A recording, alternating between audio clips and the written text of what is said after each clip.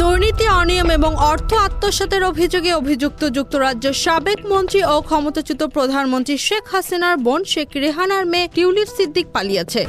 খালা হাসিনার ক্ষমতা ব্যবহার করে দেশ বিদেশে নানা আর্থিক অনিয়মে জড়ান টিউলিপ।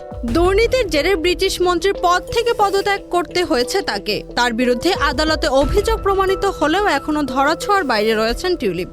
এদিকে টিউলিপ সিদ্দিকের বিরুদ্ধে গ্রেফতারি পরোয়ানা জারির পর আদালতে হাজির না হলে তাকে পলাতক অপরাধী হিসেবে গণ্য করা হবে বলে জানিয়েছে দুর্নীতি দমন কমিশন দুদক। রোববার দুদক চেয়ারম্যান ডক্টর মোহাম্মদ আব্দুল মোমেন এক সংবাদ ব্রিফিংয়ে একথা জানান।